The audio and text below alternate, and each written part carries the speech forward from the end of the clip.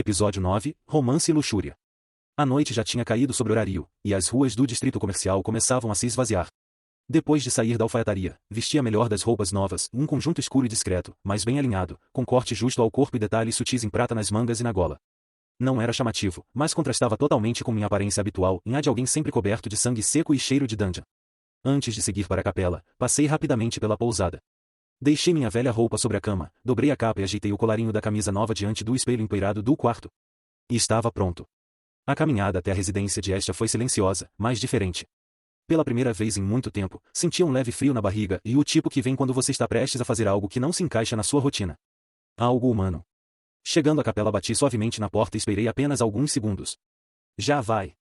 Ouvi a voz animada de Estia lá dentro, abafada pelas paredes. A maçaneta girou, a porta se abriu e por um breve momento, ela congelou. Estia estava como sempre, cabelo preso em 2 rabos de cavalo, fita azul presa nos braços, vestindo seu vestido branco simples. Mas seu sorriso habitual travou assim que ela me viu. Seus olhos percorreram meu rosto, desceram pela roupa nova e voltaram para o meu olhar com um brilho visível, como se estivesse vendo um estranho ou algo além do que esperava. Uau, foi tudo o que ela conseguiu dizer. Boa noite, Estia. Estendi o embrulho com um laço e trouxe algo para você. Ela ainda demorou um instante para reagir, como se estivesse tentando entender se aquilo era real ou um truque. Só então esticou as mãos, pegou o pacote, ao abri-lo, seus olhos se arregalaram ainda mais. Isso é para mim? Mesmo? Quero que use essa roupa hoje. Minha voz soou tranquila, firme, sem rodeios, em só hoje. Por mim. Os olhos dela brilharam, literalmente, como se estivessem refletindo estrelas. Ela segurou o vestido contra o peito com um sorriso que parecia prestes a se transformar em risada. Mas é claro. Só me dá um tempinho, tá bom? Assenti. Estia fechou a porta com pressa, e pude ouvi-la correndo e murmurando empolgada do outro lado. Menos de 10 minutos depois, ela voltou. E quando abriu a porta novamente, confesso que tive que controlar minha expressão. O vestido, simples e delicado, parecia ter sido feito para ela. O tom azul escuro contrastava com sua pele clara, e uma fita branca na cintura deixava tudo mais leve. Ela girou uma vez, um pouco tímida. E aí? Fico bem. Melhor do que imaginei, e respondi sem hesitar. Ela corou, sorriu, e antes que pudesse falar algo mais, estendi minha mão. Vamos? Ela olhou para minha mão por um segundo, depois colocou a dela sobre a minha. Seus dedos eram pequenos, quentes e gentis. Vamos. Descemos os degraus juntos, e começamos a caminhar pela cidade. Horário à noite era uma pintura viva, postes mágicos iluminavam as ruas com tons suaves, e o céu limpo deixava as estrelas visíveis mesmo em meio à cidade viva. Enquanto andávamos, senti algo curioso, e o calor da mão dela não me incomodava. Não me fazia hesitar. Naquele breve momento, éramos apenas 2 andando lado a lado, e eu, o assassino com um plano sombrio, e ela, a deusa que não fazia ideia do que se passava por trás dos meus olhos. Sob a luz das estrelas, caminhamos em silêncio. O restaurante não ficava longe.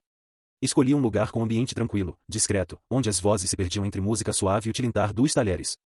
As mesas de madeira polida estavam bem cuidadas, as luminárias encantadas lançavam um brilho âmbar, e os aromas que saíam da cozinha denunciavam pratos bem acima do que se encontraria em tavernas barulhentas. Ao entrarmos de mãos dadas, alguns clientes nos olharam de soslaio, talvez por reconhecerem Estia e talvez por mim, vestido daquela forma. Mas nada que nos detivesse. Um atendente se aproximou com um sorriso cordial, nos guiou até uma mesa perto de uma janela com vista para uma viela silenciosa e nos deixou à vontade. Sentamos. Estia ainda parecia absorvendo tudo, como se tentasse não deixar escapar nenhum detalhe da noite. Seu olhar dançava entre os talheres, o cardápio, o vestido, e voltava para mim com uma doçura difícil de descrever. Eu não fazia ideia de que você sabia escolher roupas, e disse ela, fingindo desconfiança, mas com um sorriso no canto da boca. Nem eu, respondi. Ela riu baixinho, e fez um leve carinho na manga do próprio vestido. Obrigada. De verdade. E não ganhava um presente assim há muito tempo. O garçom chegou, e fizemos o pedido e um prato típico com carne assada e legumes no molho, acompanhado de vinho frutado, mais leve. O tipo de bebida que não derruba deusa nem humano. Quando ficamos a sós de novo, aproveitei o momento. Estia, e falei, com calma, tem algo que ainda não te contei. Ela me olhou, erguendo as sobrancelhas em expectativa. Hoje é um dia especial porque eu alcancei o nível 2. Por um segundo, ela não entendeu. Piscou lentamente, como se a ficha estivesse caindo aos poucos. E então seus olhos se arregalaram, e ela deu um pequeno pulo na cadeira, se inclinando sobre a mesa. O quê? Você subiu de nível? Sério? Assenti, sem ostentação. Depois de muito esforço. Sangue e cicatrizes, na maioria das noites. Mas valeu a pena. Ela parecia explodir de orgulho. Apertou as mãos contra o peito, como se estivesse segurando a felicidade para não gritar. Isso é incrível. Mas, você conseguiu tudo isso sozinho, foi em menos de 2 meses, certo? Consegui sim, foi em 1 mês e meio. Mas não foi fácil. Por pouco, muito pouco, não morri várias vezes. Teve um momento em especial em que tudo dentro de mim dizia que eu não conseguiria. Mas foi ali que minha habilidade despertou. Ela o fitava com atenção, sem interromper. Chama-se Berserker. Quanto mais ferido eu fico, quanto mais eu me esforço, mais forte eu fico. Ela abriu a boca, tocada pela imagem que aquilo criava. Isso parece perigoso. É. E é por isso que preciso ser cuidadoso. Mas foi essa habilidade que me salvou. E que me trouxe até aqui hoje. Esta baixou um pouco o olhar, pensativa. A expressão dela era diferente agora. Ainda suave, ainda carinhosa e mais séria. Como se estivesse começando a entender que havia muito mais por trás de mim do que deixava transparecer. E o seu nome, e aquele nome que você pediu para usarem na guilda. Fim da linha. Escolhi ele por um motivo. Dei um gole no vinho antes de continuar. As pessoas acham que significa que sou um presságio ruim, ou que trago má sorte. Mas a verdade é que o meu antigo eu sempre se sentia no fim da linha. Sem esperança, sem rumo. Vir para Orario foi como recomeçar. E manter esse nome me lembra do que superei e de até onde posso chegar agora. Ela não disse nada por um tempo. Só estendeu a mão por cima da mesa e segurou a minha com carinho, como se estivesse tocando uma ferida antiga com toda a delicadeza que podia oferecer. A noite seguiu tranquila. Comemos devagar, conversamos sobre assuntos mais leves. Ela contou histórias dos dias em que viveu com outras divindades, de como era o céu, e do quanto valoriza essas noites simples com alguém que a escuta. Por algum motivo, ela parecia mais confortável do que nunca, como se tivesse encontrado um lugar de paz naquele restaurante de esquina.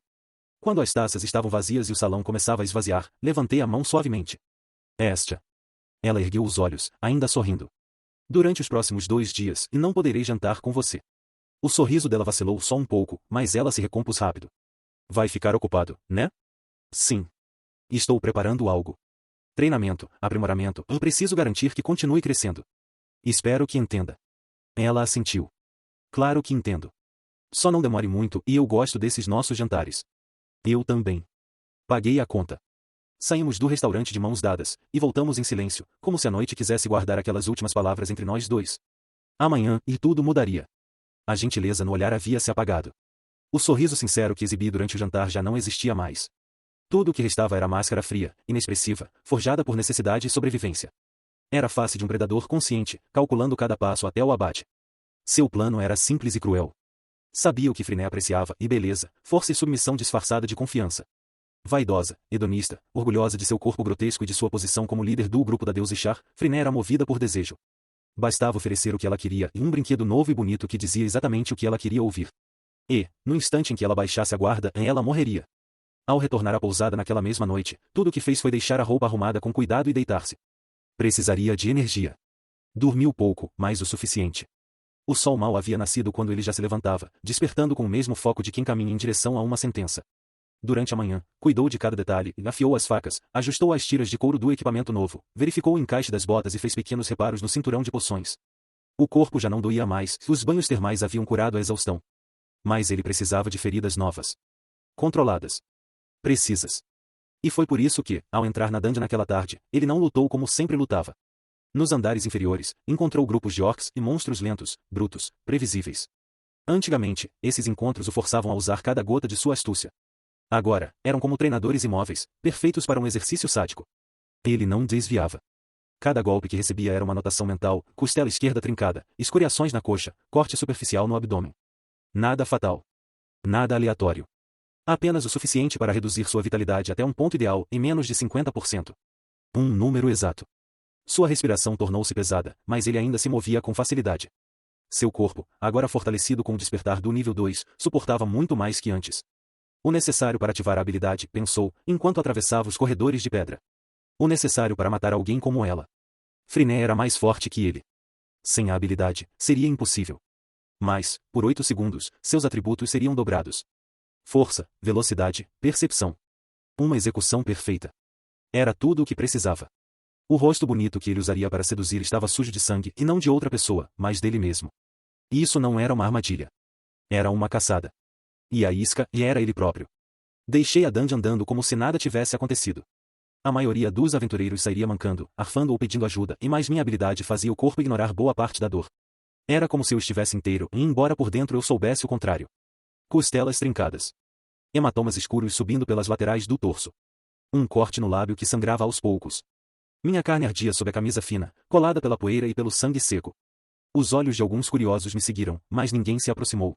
Talvez pensassem que eu era apenas mais um louco tentando forçar o limite da dungeon. Estavam certos, e mais por motivos errados. O céu já atingia o horário com o roxo avermelhado do entardecer quando cheguei ao destino. O distrito do entretenimento. Diferente do restante da cidade, ali a luz nunca dormia. As ruas estavam vivas, insaturadas de risos bêbados, música dançante e o aroma adocicado de incensos misturados com o cheiro enjoativo de álcool e suor. Os postes tinham lanternas vermelhas penduradas com tecidos transparentes que oscilavam ao vento, projetando sombras provocantes sobre as paredes dos estabelecimentos. Vultos femininos podiam ser vistos em janelas no alto, cobertas por véus que não escondiam nada. A cada esquina, uma promessa, um prazer, esquecimento, refúgio. Muitos aventureiros vinham ali após um dia longo na dungeon. Outros passavam direto dos salões da guilda para os quartos de alcova. Era o lugar onde dinheiro comprava qualquer coisa, e até mesmo ilusões de amor. Caminhei entre eles. Sem pressa, mas com direção. Passei diante de casas decoradas com cortinas douradas, tapeçarias pesadas, placas com nomes exóticos. Algumas mulheres me chamaram de longe, provocando com sorrisos, mas ignorei todas. Outras sequer chamavam e apenas observavam, como predadoras analisando um possível freguês. Era um teatro. Cada sorriso, cada passo de dança visível por entre as portas abertas era parte de uma coreografia que existia para seduzir. Demorei para encontrá-la. Atravessei 4 vielas e 2 becos antes de entrar em uma taverna com o símbolo de uma flor de lótus roxa. O ambiente lá dentro era escuro, mas perfumado. Almofadas no chão, mesas baixas, e tochas embutidas nas paredes, tremulando em tons de vinho. O som era abafado, com risadas soltas e copos batendo. E então, ali estava ela. Friné. Sentada com 2 outras garotas, vestidas em trajes provocantes, rindo alto como se o mundo girasse apenas para entretê-las. Os braços largos de Friné estavam expostos, musculosos e cobertos de joias pesadas. A armadura havia sido trocada por um vestido de tecido grosso, mais decotado, revelando o peito farto e os ombros largos. Ela bebia direto da garrafa, os olhos semiabertos como os de uma fera embriagada. Ela ainda não me viu. E isso era bom. Porque agora, a caçada começava. Diferente do cotidiano, ele vestia uma blusa sem mangas que deixava os braços definidos à mostra, exibindo músculos bem talhados pelo esforço e pela violência da dungeon. Os cabelos longos que davam um ar exótico e misterioso. O tipo de detalhe que atraía olhares, principalmente de mulheres vaidosas e de temperamento dominante. Como o Friné. Apesar dos hematomas discretos que manchavam a pele, ele carregava um sorriso leve, quase alegre. Era falso, mas ninguém ali saberia disso. Não demonstrava dor, nem desconforto, nem a menor sombra do que ele era algumas horas atrás, em uma criatura em frangalhos, andando entre monstros. Agora, era só um homem bonito em busca de uma boa bebida e, quem sabe, companhia. Aproximou-se do balcão e pediu uma caneca de cerveja. A bebida veio rápida, espumando. Ele deu um gole longo, intencionalmente sensual, e apoiou a caneca na mesa. Foi nesse momento que sentiu os olhos dela. Friné havia notado sua presença. E como ele previu, reagiu como uma leoa que avista uma presa saborosa. Os olhos semicerrados se fixaram nos dele e lascivos, curiosos, famintos. Quando os olhares se cruzaram, ele não desviou. Muito pelo contrário. Sorriu e piscou, como se estivesse dando corda para um jogo que ela nem sabia que já havia começado. A partir dali, o flerte silencioso tomou forma. Ela ergueu a garrafa, como se brindasse à distância. Ele respondeu com um breve levantar de caneca. Ela passou a língua pelos lábios, exageradamente devagar. Ele inclinou a cabeça com um sorrisinho malicioso, como quem diz, nem começa que eu topo. Aos poucos, os olhares evoluíram. Os gestos se tornaram mais insinuantes. Ela tocava os próprios seios enquanto ria, jogava os cabelos para o lado, cruzava as pernas com exagero. Ele ria também, inclinava o corpo, passava a mão pelo pescoço, coçava o queixo e abria as pernas deixando seu amigo marcado na calça, cada ação cuidadosamente ensaiada para manter o fogo aceso, mas sem deixar transparecer urgência. Ele não a cortejava como um fraco. Ele a provocava como um desafio. E funcionou. Friné começou a se mexer na almofada, impaciente. Os dedos batiam na mesa. Uma das garotas ao lado disse algo, mas foi ignorada. Quando a mulher levantou parcialmente como se estivesse prestes a ir até ele, e talvez para agarrá-lo como uma fera faria com um brinquedo, ele agiu. Tirou do bolso um pedaço dobrado de papel. Já estava pronto. Uma carta breve, escrita antes de sair da estalagem, com cada palavra cuidadosamente escolhida para atingir exatamente o ponto fraco dela, o ego. Ali, ele tecia elogios desavergonhados sobre o corpo dela, descrevia com adoração cada curva, cada músculo, cada traço que muitos considerariam grotesco, mas que ele chamava de perfeição sublime. Dizia que ela o deixava maluco, que só de olhar seu corpo já sentia o sangue ferver. Que nunca viu uma mulher como ela, e talvez jamais veria outra. No final, como quem não se aguenta mais, dizia que estaria esperando no quarto 12 do motel ao lado, ansioso para ser devorado a noite inteira, e, quem sabe, por muitas noites mais. Ele deixou o bilhete sobre o balcão, junto com algumas moedas que cobriam o custo da cerveja. Sem dizer palavra, olhou discretamente na direção de Friné, piscou para ela com um leve sorriso e, apontando com o queixo para o bilhete, virou-se e saiu do estabelecimento com passos firmes, mantendo o rosto levemente abaixado para evitar ser reconhecido. Pouco depois, atravessou a rua e entrou no hotel vizinho. A recepção estava quase vazia, e ele, ainda com o semblante oculto pela sombra do capuz, dirigiu-se até o balcão e pediu a chave do quarto 12, solicitando que a reserva fosse válida por toda a noite. A atendente, ao escutar o pedido, soltou uma risadinha maliciosa e comentou, em tom de brincadeira: "Vai ser uma noite animada, hein?" Fim da linha respondeu com ironia, forçando um sorriso sarcástico. "Você não faz ideia. Hoje eu vou passar a noite com a mulher mais bela que você já viu na vida." Pegou a chave e subiu sem esperar resposta. Assim que entrou no quarto e caminhou até a cama, tirou a roupa com calma até ficar apenas de cueca. Dobrou cuidadosamente as peças e as deixou ao pé da cama, então se acomodou sobre o colchão em uma posição relaxada e provocante, o corpo à mostra, preparado para encenar seu papel até o fim. Poucos segundos depois, a maçaneta girou e a porta se abriu devagar. Friné entrou com um sorriso largo e olhos cheios de luxúria, como uma predadora que finalmente encontrou uma presa digna de seu apetite. "Então você estava de olho em mim", disse ela, com um tom quase carinhoso, mas carregado de desejo. "Devo admitir, você tem um excelente gosto para mulheres." "Claro que tenho", respondeu ele, com um sorriso confiante. "Agora que tal fechar essa porta, para começarmos nosso jogo? Sem pressa, temos a noite inteira para aproveitar." Friné fechou a porta com um sorriso ainda mais faminto, o brilho nos olhos transbordando antecipação. "Eu quero te tratar hoje como uma rainha. Você topa?" Sim, respondeu ela com entusiasmo, quase arfando. "Ótimo. O jogo é simples, eu vou fazer algo para deixar minha rainha feliz e relaxada. E em troca, ela decide qual será minha recompensa. Qualquer coisa que desejar." O sorriso de Friné se alargou até as orelhas.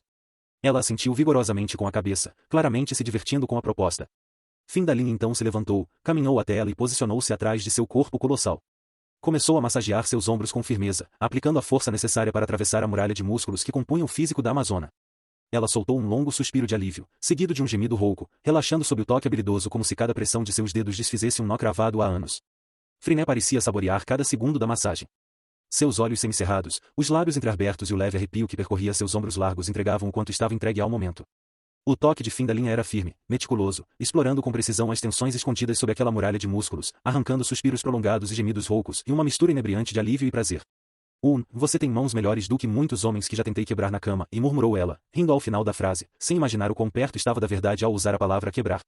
Ele respondeu com um sorriso discreto, fingindo achar graça. Mas, por dentro, sua mente calculava com frieza e avaliava a inclinação do corpo dela, a distância exata até a faca escondida sob o travesseiro e o ritmo ideal para manter seus próprios batimentos sob controle até o momento certo. "Eu sou um homem de talentos ocultos", murmurou com voz baixa e envolvente. "E você é o tipo de mulher que merece o melhor de mim." Friné virou levemente o rosto para encará-lo por sobre o ombro, os olhos faiscando com desejo ardente. "Vai me tratar como uma princesa também? Ou como uma fera que precisa ser domada?" "Acho que posso fazer as duas coisas", respondeu ele com um sorriso insinuante, enquanto suas mãos começavam a descer devagar, explorando o corpo dela com o mesmo cuidado que se prepara uma arma prestes a disparar. Desatava as peças de sua roupa com movimentos lentos e sensuais, como se apenas seguisse o fluxo da intimidade recém-formada, quando, na verdade, cada gesto era parte de uma performance cruelmente ensaiada. Usando toda a experiência acumulada em uma vida anterior, ele sabia exatamente onde tocar, como pressionar e o quanto acelerar para deixá-la vulnerável, entregue.